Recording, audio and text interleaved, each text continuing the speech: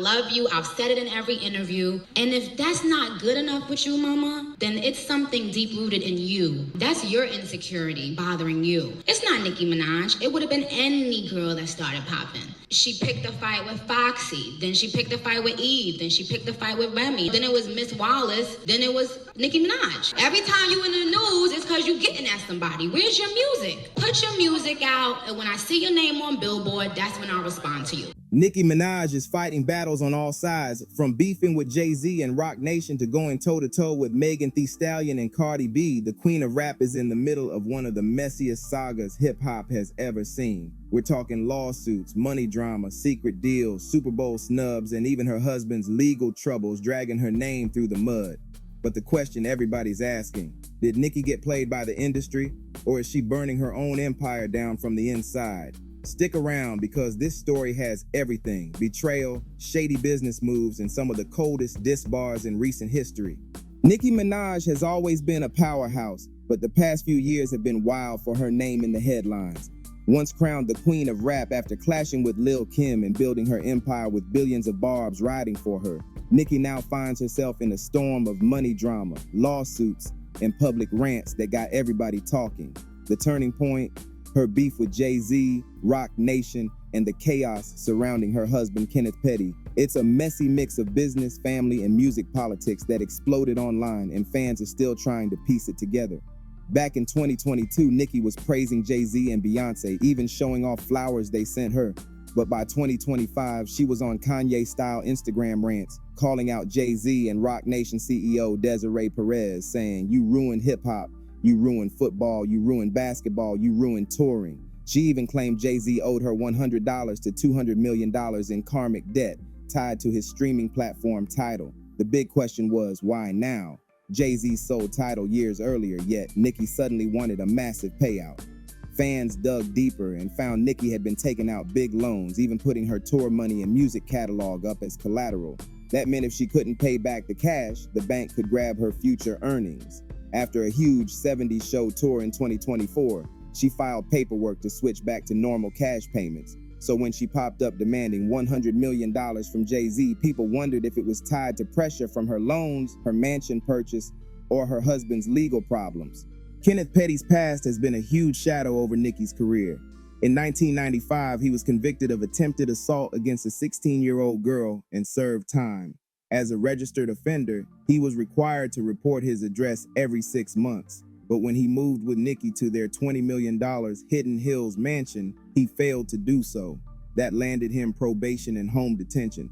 To make it worse, the victim, Jennifer Ho, resurfaced, claiming Nicki and Kenneth tried to pressure her into recanting her story, even offering her money to sign a statement. She says she refused the cash and instead sued them for harassment, intimidation, and stalking, seeking $20 million. Right after that lawsuit's court date got set for July 2025, Nicki suddenly blasted Jay-Z, demanding her so-called karmic debt. Coincidence? A lot of fans don't think so. This wasn't the first time Nicki was criticized for defending men with criminal pasts. Years earlier, her brother Jelani Mirage was sentenced to 25 years for assault of a child. Court documents showed Nicki even helped with his bail, using her homes as collateral. Then, despite Tekashi 69 Eni's own guilty plea for involving a minor in explicit material, she teamed up with him for Faithy and Trolls. When people asked why, she said she separates the streets from the music. But the irony hit hard when she turned around blasting Roc Nation's Desiree Perez for her DEA cooperation back in the 90s. Desiree was once arrested for trafficking charges and later cut a deal with the feds, wearing wires to bring down her associates. Now she's CEO of Roc Nation, the very company Nicki accuses of robbing her in the Tidal sale. Speaking of that Tidal deal, when Jay-Z brought in 15 superstar artists to co-own the platform, Nicki was reportedly one of them. But here's where it gets tricky. Was it 3% total split between all of them, or 3% each? That confusion created a storm. When Jack Dorsey's Square bought Tidal in 2021 for $297 million, Nicki claimed she was only offered $1 million, way less than what fans thought she was owed. In her song Fractions, she even hinted at her frustration, dropping lines that matched up with the alleged payout. But here's the catch. After the sale, Nicki was still promoting Tidal and praising Jay-Z as late as 2023. It wasn't until Roc Nation picked Kendrick Lamar for the 2024 Super Bowl halftime show over her close friend Lil Wayne that she turned bitter, unleashing Twitter rants that had her name trending for days. Nicki felt Wayne was robbed and she went off. She accused Jay-Z of picking and choosing who he supports, saying he plays the industry like a game while pretending to fight injustice. Fans noticed her tweets got sharper, calling Jay-Z spiteful and evil, while mocking Roc Nation's brunch culture. The shots didn't stop there. She even referenced Jay-Z's NFL deal after Colin Kaepernick's protest, suggesting Jay took the bag instead of standing for the people. At the same time, she was dragging Megan Thee Stallion, throwing subliminals about alcohol, pregnancy, and betrayal. Their fallout cut deep, especially since Nicki was the one who first co-signed Megan with their 2019 collab, Hot Girl Summer. But when Megan linked with Cardi B for WAP, one of Nicki's biggest rivals, things got icy. Megan's 2024 track Hiss reignited the fire. With the bar, "These H's mad at Megan's law," fans instantly connected it to Nicki's husband's registry case. Nicki fired back with her track Bigfoot, mocking Megan's shooting incident. She went on hours-long Instagram rants, even saying wild things about Megan's late mother. The feud was ugly, and it tied back into Nicki's growing war with Roc Nation, who managed Megan. Nicki saw Megan's rise and Roc Nation's support as a betrayal, and from there, everything, from Super Bowl snubs to Tidal payouts, was used as ammo in her fight. Nicki and Megan's fallout wasn't just music beef, it got personal and emotional. Back in 2019, Nicki seemed ready to pass the torch when she teamed with Megan for Hot Girl Summer. Fans thought it marked a new era of female rappers working together. But when Megan signed to Roc Nation soon after, everything shifted. Less than a year later, Megan jumped on WAP with Cardi B, Nicki's rival, and the record became a cultural earthquake, #1 for weeks, diamond status, and still boosting Cardi's streams years later. To Nicki, it felt like betrayal. She had given Megan her first real co-sign, and Megan chose to link with Cardi, the same rapper Nicki once fought with in a beef so bad it spilled into physical altercations. Megan defended her choice, saying she was just making music and didn't feel she needed Nicki's permission. Still, the tension was set. Nicki slowly started throwing subliminals. On her mixtape re-release Beam Me Up Scotty, she dropped fractions, reminding everyone about the Tidal payout. But she also slipped in lines that fans thought were about Megan, calling out thirsty BEs and liquor references. On another track, Seeing Green, she joked about alcoholics, which tied back to Megan's infamous drive the boat catchphrase. Then on Queen Radio, Nicki told a story about someone trying to force her to drink while she might have been pregnant, and even suggesting abortion. She never named names, but fans instantly thought of Megan. Nicki later admitted she was indeed talking about Megan when she said, "Told me to drink and go to the clinic if I was pregnant." From that moment, the feud went nuclear. Megan's 2024 single Hiss sealed it. The bar "These H's mad at Megan's law" was a direct shot, connecting Nicki's husband Kenneth Petty to his offender status. It was one of the sharpest, coldest lines of the year. Nicki clapped back with Bigfoot, mocking Megan's shooting incident with Tory Lanez. "Bad B, she like 6 foot. I call her Bigfoot." She didn't stop there. Nicki went on endless live streams, saying wild things like Megan lying on her late mother's name and dragging her personal life. Meanwhile, Megan mostly stayed quiet, letting her music do the talking. That silence only made Nicki's obsession look louder, especially when she kept tying Megan to Roc Nation and Jay-Z. And Jay-Z wasn't safe either. Nicki accused him of sabotaging Lil Wayne, saying he blackballed him from the Super Bowl halftime show because of ego and politics. She even compared him to Colin Kaepernick's situation, claiming one man kneeled for justice while the other took the corporate bag. Her tweets read like mini explosions, accusing Jay-Z of being spiteful and evil, mocking Beyoncé's Grammy speech about injustice, and calling Roc Nation's brunch culture fake. She even claimed Jay-Z and Desiree Perez were hiding money from her in the Tidal sale. Fans were split. Some said she was exposing the truth, while others thought she was spiraling under pressure. But money pressure was real. Between multi-million-dollar homes, massive tour loans, and Kenneth's lawsuits, Nicki had huge bills to cover. And when the victim's $20 million lawsuit moved forward, Nicki's timing of demanding $100 million from Jay-Z suddenly made sense. She even told fans she'd use that money to pay for their college fees, almost framing it like a community payout. But critics called cap. Why would Jay-Z owe her a third of Tidal's sale when 15 artists split only 3% equity? If the math was right, her cut might have been less than $1 million, meaning Roc Nation actually overpaid her. Still, Nicki played it like she was robbed. She dragged Desiree Perez's old DEA history, saying Roc Nation's CEO was a snitch who sold out her crew in the 90s. Desiree had been caught with 35 kilos and struck a deal wearing wires to bring down big traffickers. Years later, Trump pardoned her, and she rose to run Roc Nation. Nicki used that history to question how Roc Nation could claim credibility while attacking her. But the irony wasn't lost. Nicki herself collaborated with Tekashi 6ix9ine Ayin, who snitched his way out of a RICO case. Critics said Nicki was throwing stones from a glass house, exposing Roc Nation while ignoring her own record of questionable collabs. Even with all this, Nicki's beef radar never shut down. After Megan, she reignited sparks with Cardi B. Their history was nasty. The infamous 2018 fight at New York Fashion Week where Cardi threw a shoe at Nicki while yelling about her parenting. Since then, they've traded subliminals, but in 2023, things got messy again. At the VMAs, Nicki, Cardi, Megan, and their husbands were all in the same building. After the show, Kenneth Petty and his crew were filmed outside Offset's hotel, calling him out by name. Offset laughed it off on Instagram, stepping off a jet saying, "I'm getting off a jet, these clowns outside." But the court didn't find it funny. Kenneth was hit with 120 days house arrest for threatening Offset while being around someone with a criminal record. That moment proved how Nicki's personal drama kept leaking into her husband's probation, putting them under even more heat. Fans started to notice a pattern. Every time financial pressure or legal problems surfaced, Nicki would pop up online blasting Jay-Z, Roc Nation, or another rival. The timing was too sharp to ignore, like when court dates for Kenneth's case lined up with her karmic debt rants, or when Megan dropped a hit and Nicki suddenly threw new subs. Instead of focusing on her music, Nicki seemed locked in an endless cycle of defending her husband, demanding money, and beefing with younger female rappers. Ironically, she once told Lil Kim during their beef to focus on your music until your success matches mine, advice she never followed herself. If she had stuck to that mindset, maybe her legacy would look different today. By 2024, Nicki Minaj wasn't just beefing with Megan or Cardi, her whole war zone expanded to Roc Nation itself. She started aiming directly at Jay-Z, calling him out by name and accusing him of cheating her out of millions from the Tidal sale.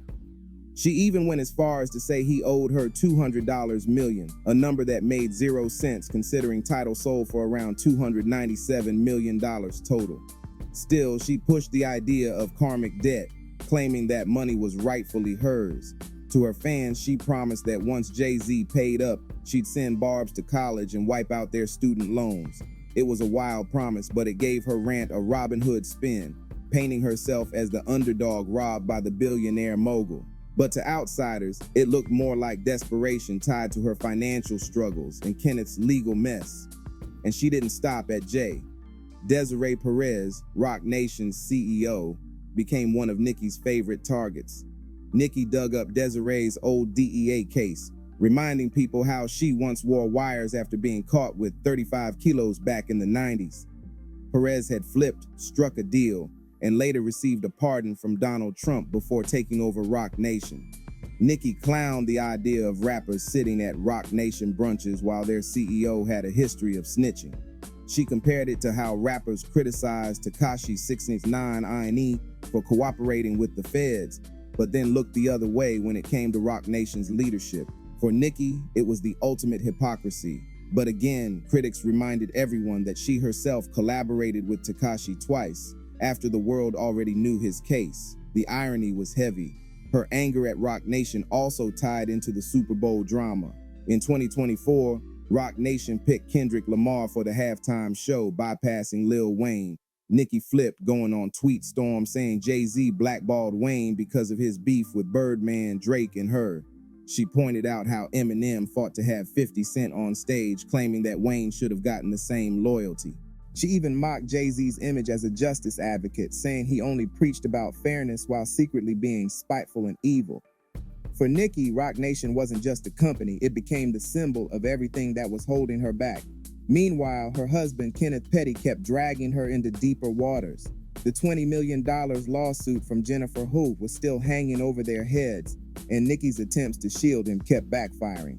She'd blast reporters for bringing up his past, even threatening lawsuits when they linked her to defending offenders. But court records showed her financial ties to her brother Jelani's case too, where she used her homes as collateral for his bail before he was convicted of abusing his stepdaughter. It painted a picture that Nicki didn't want out there, one where her loyalty to family and partners repeatedly tied her to people with heavy criminal baggage. The timing of her attacks looked suspiciously lined up with her husband's problems. Like clockwork, right when the court scheduled Kenneth's hearings, Nicki would explode online about Jay-Z owing her millions. And when Megan's hiss dropped with that brutal Megan's Law bar, Nicki's response was to double down, going live for hours, ranting about Roc Nation, throwing out insults about Megan's late mother, and dragging everything into the mud. Instead of handling it in the booth, she made her feuds a full-time performance on Instagram. Fans couldn't help but compare her downfall to Kanye West. Both had legendary runs, both were once praised for their dominance, and both started unraveling with unfiltered rants against the very industry giants they once worked with. Kanye had his beef with Adidas and Jay-Z. Nicki had her war with Roc Nation and Jay-Z. Both made valid points about shady industry practices. But the way they delivered the message, raw, angry, unfiltered, made people dismiss them as bitter instead of listening to the details. But the truth is, Nicki's beef list had always been stacked. From Lil Kim to Remy Ma, from Cardi B to Megan Thee Stallion, from Miley Cyrus to Mariah Carey, Nicki clashed with nearly every woman who got close to her lane. Back in 2010, during her rise, Nicki told Kim that until her success matched hers, she didn't need to respond. That advice, ironically, aged like prophecy. If she had stayed locked on her music and ignored every jab, her catalog might have spoken louder than her rants. But somewhere along the way, she started fighting every battle like it was personal, and that constant conflict chipped away at her aura. Even Tekashi 6ix9ine's name tied back into Roc Nation drama. After he got out early by snitching in his RICO case, he accused other rappers of being hypocrites, saying many of them worked with snitches at labels like Roc Nation while clowning him. Nicki defended her collabs with him by saying she separates music from the streets. But then years later, she slammed Roc Nation for having a CEO who had worked with the feds. That double standard made people see her rants less as truth bombs and more as selective outrage. It wasn't about principle, it was about whoever was against her at the moment. Still, Nicki's beefs weren't all losses. Her barbs, the most loyal fan base in the game, kept riding for her. Every rant, every tweet, every diss, they trended her name and backed her up. To them, Nicki was exposing the truth that others were too scared to say. Whether she was attacking Jay-Z, Roc Nation, or Megan, the barbs turned her chaos into viral moments. But outside that circle, industry respect was fading. While Megan, Cardi, and other new-gen rappers were winning mainstream support and building Roc Nation ties, Nicki was looking more isolated than ever. By 2025, Nicki Minaj's career felt like a mix of greatness and chaos, her talent undeniable, but her choices clouding her legacy. The Roc Nation feud only escalated, and instead of fading out, she kept adding fuel. On Twitter, she clowned Megan's lawsuits, hinting that Megan mistreated her cameraman and even mocked Jay-Z over his own paternity case drama. She wanted Roc Nation exposed as corrupt while branding herself as the victim of a system built to keep her down. But the way she aired it out, ranting on live streams for hours, cursing and taking personal shots, made people tune in more for the drama than her music. It was less about verses and more about viral clips of her meltdowns. Her personal life wasn't helping. Kenneth Petty, her husband, became almost as infamous as she was. His probation rules were strict. Every move was under the court's eye. So when he and his crew were filmed threatening Offset outside a hotel in New York, it was a disaster. The internet laughed it off, but the judge didn't. Kenneth was slapped with 120 days house arrest for violating his probation. Imagine that. Nicki's husband beefing with Cardi B's husband while still on watch for failing to register his past address. That whole incident showed how Nicki's personal drama was blending with her professional beefs, leaving her stuck in a cycle of legal consequences and online feuds. Financially, the pressure stacked higher. The loans she had taken, putting up her music catalog and touring profits as collateral, hinted at someone carrying major money stress. Buying a $20 million mansion in Hidden Hills didn't make things lighter either. So when she screamed about Jay-Z owing her $200 million, fans couldn't help but connect the dots. Maybe it wasn't about principle, maybe it was about survival. Court dates for Kenneth's victim's lawsuit lined up almost perfectly with her social media blow-ups, making it look like every rant was a deflection from her real-life bills and legal fees. That timing damaged her credibility, even with some fans, and while Nicki was spiraling online, other rappers were thriving. Cardi B still had WAP boosting her streams years later, gearing up for her next big project. Megan Thee Stallion, despite the Tory Lanez shooting saga, bounced back with hits like Hiss, proving her pen was strong and her confidence unshaken. Even newcomers like Latto and Ice Spice were getting their shine, while Nicki seemed stuck in the same fights from years ago. Instead of leading the new generation like Jay-Z did when he transitioned from rapper to mogul, Nicki was still locked in lyrical wars and Twitter explosions. What stung most was the irony. Back in her battle with Lil Kim, Nicki told Kim to stop focusing on beef and let her music speak. At the time, Nicki was right. Her hits, features, and dominance put her on top. But years later, Nicki wasn't taking her own advice. She wasn't letting the music speak. She was letting her anger, her grudges, and her husband's baggage speak for her. And the music itself? Fans felt it wasn't matching the hunger or innovation of her earlier work. Compared to artists like Tyler, the Creator, or Rod Wave, who poured fresh energy and emotion into every project, Nicki sounded like she was repeating the same old battles on loop. Her obsession with Roc Nation made her look trapped in paranoia, too. She even claimed Jay-Z didn't endorse certain politicians because of Desiree Perez's Trump pardon, spinning political conspiracies into her rants. While some barbs cheered, industry insiders rolled their eyes, saying she was blurring fact and fiction. Every tweet was followed by disclaimers. This is all alleged for entertainment purposes, as if even she knew the world saw her words as shaky. That constant back and forth between truth teller and chaos queen left people wondering if Nicki still knew what lane she wanted to be in. But even in the mess, Nicki's power couldn't be denied. Her barbs stayed fierce, trending her name, defending her against every rival and spreading her side of the story.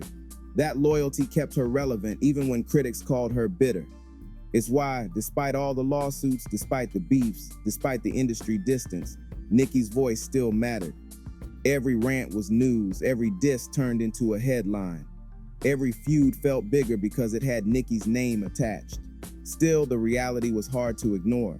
Nicki's husband facing lawsuits, her finances stretched thin, her relationships in the industry broken, and her reputation hanging by a thread. The same energy she once used to dominate the charts was now being spent on online wars. Instead of collaborations with new artists, she was unfollowing them. Instead of chart-topping rollouts, she was trending for rants. Instead of building her empire bigger, she was tearing at the ones she felt had wronged her. In the end, Nicki's story was becoming a cautionary tale, a reminder of how easily the crown can slip when beef becomes the focus. A lesson in how loyalty can backfire when tied to the wrong people, and a spotlight on how an artist can go from groundbreaking to controversial by choosing conflict over craft. She once told Lil Kim to let the music do the talking, but by 2025, Nicki Minaj was living proof of what happens when the music stops being the loudest part of the story.